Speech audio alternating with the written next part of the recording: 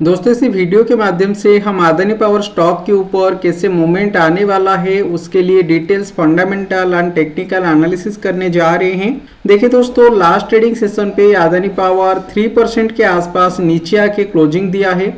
क्या ये स्टॉक इसी लेवल से और ज़्यादा नीचे की तरफ जाएगा या इसी लेवल से सपोर्ट लेके वापस ये बाउंस बैक करेगा, उसके बारे में डिटेल्स पे एनालिसिस करेंगे। और देखिए दोस्तों, 5 ट्रेडिंग सेशन के हिसाब से देखेंगे स्टॉक ऑलरेडी 14% नीचे आ चुका है। अगर हम एक महीना का डाटा को देखेंगे, देखो एक महीना के हिसाब से स्टॉक 20% के आसपास नीचे आ चुका है। दोस्तों इतना अच्छा स्टॉक इसी लेवल के आसपास परफॉर्मेंस दे रहा था, तो क्या हुआ कि इसी लेवल के आसपास इतना अचानक हमको सेल देखने के लिए मिल रहा है। स्टॉक 900 लेवल के आसपास देखो हाई बनाया था और अभी 450 लेवल के आसपास वो आ चुका है। लगभग 50% के आसपास हमको स्टॉक के अंदर करेक्शन देखने के लिए मिल चुका है। तो क्या इसी स्टॉक इसी लेवल के आसपास सपोर्ट लेगा, डिटेल्स पे बात करेंगे। चलिए पहले हम फंडामेंटल एनालिसिस के हिसाब से समझ जाते हैं कि Adani power stock actually fundamentally कैसा है। फंडामेंटली स्ट्रांग है, फंडामेंटली वीक है, या एक ओके टाइप का एवरेज टाइप का कंपनी है। उसके बाद मैं टेक्निकल के हिसाब से आपको बताऊंगा किसी लेवल के आसपास ये स्टॉक के अंदर सपोर्ट बन रहा है और किसी लेवल पे बाइंग करने में हमसे सबसे ज्यादा प्रॉफिट मिलने वाला है। दोस्तों वीडियो प्रॉपर नॉलेजेबल होने वाला है, वीडियो को प्रॉपरली देखिए और कुछ डाउट वगैरह आ रहा है तो कमेंट सेक्शन पे जरूर पूछ सकते हैं। दोस्तों मैंने यहाँ पे अदानी पावर स्टॉक का फंडामेंटल एनालिसिस करने के लिए ओपन किया है और देखो इसी लेवल के आसपास दिखा रहा है। अभी 460 लेवल प्राइस के आसपास अदानी पावर स्टॉक ट्रेड कर रहा है। लास्ट ट्रेडिंग सेशन पे अच्छा खासा गिरावट इसी लेवल के आसपास हमको देखने के लिए मिला था। और इस पे जो इंफॉर्मेशन दिया गया है, स्टॉक देखो दोनों BSE एंड NSE दोनों एक्सचेंज पे स्टॉक लिस्ट है। मार्केट कैप स्टॉक का 1,77,593 करोड़ का है। तो देखो ये एक लार्ज कैप कंपनी है, क्योंकि जिस कंपनी का मार्केट कैप जनरली 20,000 करोड़ से ज़्यादा होता है वो एक लार्ज कैप कंपनी माना जाता है। और स्टॉक का जो 52x हाई है 897 लेवल के आसपास, तो देखो स्टॉक ऑलरेडी 50% करेक्ट हो चुका है।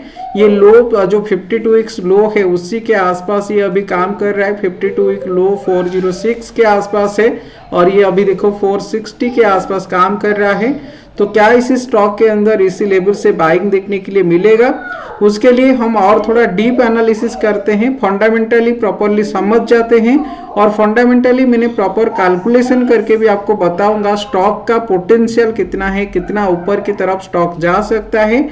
ये लेवल के आसपास देखो जो पी वैल्यू हमको देखने के लिए मिल रहा है 14 पी वैल्यू है। तो दोस्तों अगर 10 to 15 के आसपास पी वैल्यू देखने के लिए मिलता है वो स्टॉक काफी अच्छा परफॉर्मेंस देने वाला कंपनी होता है।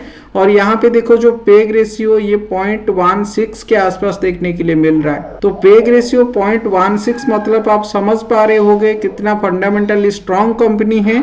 जिस कंपनी का पेग रेशियो 0 to 1 रेंज के अंदर आता है वो एक फंडामेंटली स्ट्रॉन्ग कंपनी माना जाता है। अगर 1 से 2 रेंज के अंदर आएगा तो ये एक ओके कंपनी माना जाएगा। लेकिन अगर 2 से अगर ये ज़्यादा हो जाता है या नेगेटिव बन जाता है तो फिर कंपनी फंडामेंटली उतना परफॉर्मेंस सही नहीं दे रहा है। और देखो ये जो कंपनी किसी के ऊपर जनरली ये काम कर रहा है, तो देखो इसी लेवल के आसपास क्लियर कट मेंशन किया गया है कि ये एक large private thermal power production in India बोल के लिखा गया है। तो ये बेसिकली पावर जनरेट करने वाला कंपनी, उसका नाम के हिसाब से हमको पता चल रहा है कि ये बेसिकली इलेक्ट्रिसिटी वो सारे पावर वगैरह ये जनरेट करने वाली कंपनी है। तो यहाँ पे देखिए एनालिसिस सेक्शन के अंदर आपको एक चीज देखो ये लेवल के आसपास देखने के लिए मिलेगा, कौन के अंदर उतना कुछ इंफॉर्मेशन हमको देखने के लिए नहीं मिल रहा है। और पहला पॉइंट ये लेवल के आसपास मेंशन किया गया है कि एक अच्छा क्वार्टर हम इसी लेवल के आसपास एक्सपेक्ट कर रहे हैं। लास्ट 5 साल का जो CAGR है 88% के आसपास है। और देखो लास्ट 3 साल के अंदर रिटर्न ऑन इक्विटी ये 47% के आसपास दिया है। अभी 3-4 महीना पे ये थोड़ा डाउनफॉल इस पे देखने के लिए मिला है, लेकिन अगर आप ओवरऑली देखोगे लास्ट 3 साल के अंदर काफी अच्छा मूवमेंट इस पे देखने के लिए मिल रहा है। और इस पे इसका प्रोमोटर क्या कर रहे हैं, एक चीज यहाँ पे देखो प्रोमोटर होल्डिंग जो है वो इंक्रीज हो रहा है। मतलब खुद का कंपनी का होल्डर जो है, ओनर जो है वो खुद स्टेक ये लेवल के आसपास खरीद रहा है। उसका मतलब ये है उनका ये कंपनी के ऊपर बिलीव है कि मेरा ये जो कंपनी ये ग्रो करेगा, ऊपर की तरफ जाएगा, इसीलिए जनरली प्रमोटर उनका खुद का कंपनी पे ज़्यादातर इन्वेस्टमेंट करते हैं। तो ये एक पॉजिटिव न्यूज है जो कि मार्केट को इसी कंपनी को ऊपर की तरफ लेके जाएगा।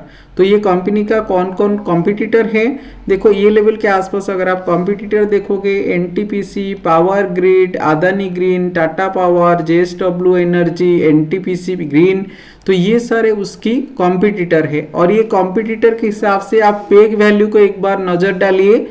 ये लेवल के आसपास देखो मैंने मार्क कर रहा हूं, ये हो गया पेग वैल्यू। सबसे अट्रैक्टिव पेग वैल्यू अगर देखने के लिए मिलेगा ये अदानी पावर का ही आपको देखने के लिए मिलेगा। तो इसीलिए ये जो इसका कॉम्पिटिटर है, ये सारे कॉम्पिटिटर के अंदर ये अदानी पावर अभी अच्छा परफॉर्मेंस हमको देखने के लिए स्टॉक पे मिल रहा है। एक बार क्वार्टरली रिजल्ट के ऊपर नजर डालते हैं।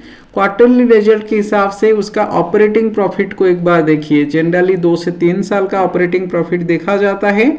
ऑपरेटिंग प्रॉफिट कैसे कैलकुलेट होता है, यहाँ पे देखो 3 सेक्शन हमको देखने के लिए मिलेगा।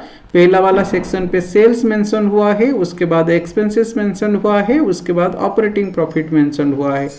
जितना कंपनी को सेल्स मिलता है वो सेल्स से अगर हम एक्सपेंसेस को माइनस कर देते हैं हमको ऑपरेटिंग प्रॉफिट पता चलता है।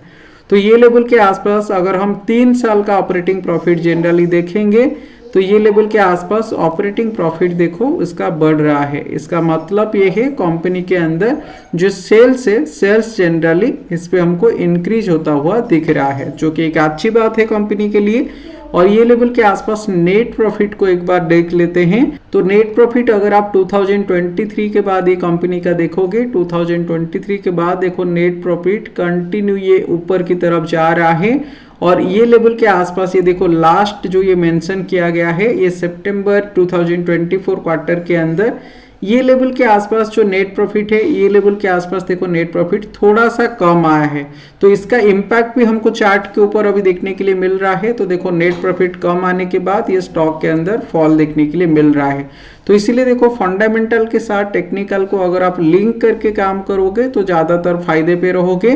तो ये लेवल के आसपास क्वार्टरली रिजल्ट उसका जो है उतना सही नहीं आया जितना एक्सपेक्ट कर रहे थे, क्योंकि ये लेवल के आसपास पहले भी हमको मेंशन किया गया था कि जो क्वार्टरली रिजल्ट है, क्वार्टरली रिजल्ट ये लेवल के आसपास अच्छा रिजल्ट हम एक्सपेक्ट कर रहे हैं, लेकिन ये लेवल के आसपास उतना सही रिजल्ट नहीं आया। ये देखो प्रॉफिट आया है इसी लेवल पे, लेकिन उतना सही नहीं आया, इसीलिए ये लेवल के आसपास हमको मार्केट के ऊपर चार्ट के ऊपर थोड़ा फॉल देखने के लिए मिला है।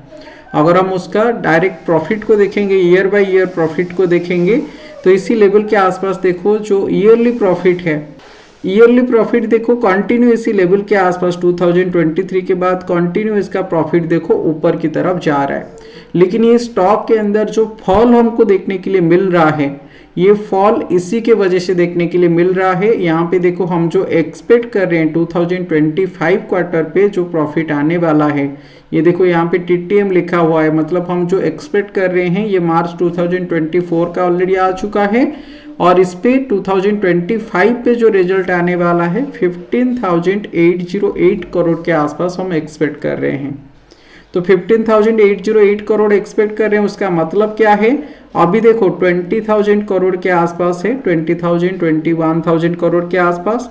तो ये 25% का डिक्लाइन हमको देखने के लिए मिलेगा। मतलब ये जो 2024 पे प्रॉफिट आया था, ये प्रॉफिट के हिसाब से 25% लेस प्रॉफिट हम एक्सपेक्ट कर रहे हैं। इसी के लिए ये फॉल हमको देखने के लिए मिल रहा है। तो क्लियर देखो उसका रिजल्ट के हिसाब से हम जो एक्सपेक्ट कर रहे हैं उसके हिसाब से ये मार्केट मूव कर रहा है। तो इसीलिए ये लेवल के आसपास आपको डाउट नहीं करना है कि ये स्टॉक गिर रहा है, किसी लेवल के आसपास बाय करना है, किसी लेवल के आसपास बाइंग करेंगे, वो भी टेक्निकल पे आपको बताने वाला हूं। लेकिन यहाँ पे क्लियर कट रिजल्ट के हिसाब से हमको जो हम एक्सपेक्ट कर रहे हैं वो डाटा के हिसाब से पता चल रहा है कि स्टॉक थोड़ा नीचे की तरफ आना चाहिए, जो कि हमको देखने के लिए मिल रहा है। और ये EPS वैल्यू के ऊपर भी देखो 54 से EPS वैल्यू ये गिर के हम एक्सपेक्ट कर रहे हैं कि 32 के आसपास आ जाएगा, जो कि जनरली मार्केट के अंदर अभी हमको देखने के लिए मिल रहा है। एक बार चलिए उसका इन्वेस्टर को भी देख लेते हैं। इन्वेस्टर ये एक अच्छी बात है, देखो इसी लेवल के आसपास इन्वेस्टर अगर आप देखोगे, ये क्वार्टरली बेसिस पे मैं बता रहा हूँ, जून क्वार्टर पे 72% के आसपास ये स्टेक था प्रमोटर के पास, और अभी अगर आप देखोगे ये स्टेक बढ़ के 74-75% के आसपास हो चुका है। और ये देखो क्वार्टर बाय क्वार्टर कंटिन्यू ये जो स्टेक है ये बढ़ रहा है। और ये लेवल के आसपास देखो ये दिसंबर 2023 पे जितना था मार्च पे उतना ही था, मतलब उतना कुछ बाइंग नहीं किए थे, लेकिन ये जून क्वार्टर पे और सितंबर क्वार्टर पे हमको कंटिन्यू इस पे बाइंग देखने के लिए मिला है। और ईयरली बेसिस पे देखेंगे तो देखो मार्च 2024 के आसपास 71% के आसपास स्टेक था, अभी 74.96 ऑलमोस्ट 75% के आसपास ये स्टेक आ चुका है। और इसी लेवल के आसपास आप देखोगे 75% स्टेक इनके पास है। और FII के पास देखो इसी लेवल के आसपास 12% 12.5% के आसपास स्टेक देखने के लिए मिल रहा है, जो कि एक अच्छी बात है। FII ने इसके ऊपर भी इन्वेस्टमेंट कर रहे हैं। तो अभी देखो जो अदानी पावर स्टॉक ट्रेड कर रहा है उसका एक्चुअल टारगेट कितना होना चाहिए, अगर आप हम 2 साल 3 साल के ऊपर टारगेट लेके जाएंगे कितना टारगेट होना चाहिए, वो जानने से पहले चलिए एक बार टेक्निकल एनालिसिस कर लेते हैं। उसके बाद मैंने फॉर्मूला के हिसाब से कैलकुलेट करके आपको बताऊंगा ये 460 लेवल से स्टॉक कितना ऊपर की तरफ फंडामेंटल के हिसाब से जाना चाहिए। तो देखो इसी लेवल के आसपास मैंने उसका technical chart monthly candlestick pattern का चार्ट ओपन किया है। और मंथली कैंडलस्टिक पैटर्न के हिसाब से कंटिन्यू इस पे देखो लोअर है, लोअर लो पैटर्न हमको देखने के लिए मिल रहा है, डाउन साइड डायरेक्शन पे मूवमेंट इस पे देखने के लिए मिल रहा है। और ये स्टॉक 900 लेवल से देखो नीचे की तरफ आके अभी 450 460 के आसपास आ चुका है, जो कि 50% का करेक्शन है। तो क्या हमको इसी लेवल के आसपास इमीडिएट बाइंग करना है? मैं सजेस्ट करूंगा ये लेवल के आसपास इमीडिएट इस पे कोई पोजीशन मत लीजिए, क्योंकि देखो कोई स्टॉक अगर नीचे की तरफ गिरता है वो एक प्रॉपर बेस बनाने के बाद ही फिर पॉजिटिव डायरेक्शन पे मोमेंटम हमको देखने के लिए मिलता है। तो देखो ये स्टॉक के अंदर जो बेस बन रहा है हमको क्लियर कट देखने के लिए मिल रहा है।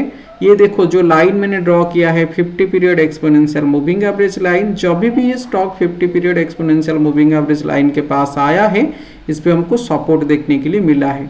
इसीलिए मिनिमम हम एक्सपेक्ट करेंगे ये स्टॉक जो ये गिर रहा है इसी लेवल से जनरली 355 लेवल के आसपास हमको इस पे फॉल देखने के लिए मिलेगा। तो देखो ये लेवल के आसपास अगर रिजल्ट अगर 25% नीचे की तरफ आता है तो ये जो स्टॉक है स्टॉक भी 25% के आसपास नीचे गिर जाएगा। मतलब 460 से अगर आप 100 पॉइंट माइनस कर दोगे एग्जैक्ट देखो ये 355 फिगर आ रहा है, जो कि 50 period exponential moving average level है। तो ये लेवल के आसपास मैं तो एक्सपेक्ट करूंगा कि मार्केट इसी लेवल के आसपास आने के बाद ही इस पे कोई पोजीशन वगैरह बनाया जाए। अगर इसी लेवल के आसपास मार्केट आ जाता है तो फिर कितना ऊपर की तरफ जा सकता है, उसके लिए मैंने एक बार प्रोजेक्शन यहाँ पे ड्रॉ कर लेता हूँ। तो अभी का डाटा के हिसाब से अगर आप देखोगे, अगर हम यहाँ पे प्रोजेक्शन ड्रॉ करेंगे तो देखो ये लेवल के आसपास अगर मार्केट आ जाता है तो फास्ट जो टारगेट होगा ये 61.8% के आसपास हम इस पे टारगेट लेके जाएंगे, जो कि ये 840 लेवल के आसपास आ रहा है। और सेकेंड टारगेट जो रहेगा इसी लेवल 100% लेवल के आसपास, जो कि अराउंड 1140 के आसपास आ रहा है। और थर्ड टारगेट हमारा 127% जो कि 1350 के आसपास आ रहा है। तो ये 3 टारगेट जनरली लेके जाएंगे। और इस पे अगर आप फंडामेंटल बेसिस पे देखोगे, फंडामेंटल बेसिस पे आपको कैलकुलेट करके बता देता हूं। तो देखो फंडामेंटल बेसिस पे अगर आप कैलकुलेट करके देखोगे, हम जो भी करंट प्राइस है उस पे अगर हम पेग वैल्यू को डिवाइड करते हैं तो देखो इस पे तो काफी बड़ा टारगेट आ रहा है। फंडामेंटल के हिसाब से 2875 के आसपास टारगेट आ रहा है, लेकिन अभी इतना बड़ा टारगेट हमको लेके नहीं जाना है। यहाँ पे टेक्निकल के हिसाब से जो टारगेट हमको देखने के लिए मिल रहा है जनरली 1350 के आसपास। ये बेसिकली देखो 2 से 3 साल का टारगेट है। 1350 के आसपास अगर हम टारगेट करेंगे तो ये सही टारगेट रहेगा। दोस्तों वीडियो अगर पसंद आया है वीडियो को लाइक करके चैनल को सब्सक्राइब करके जाइएगा।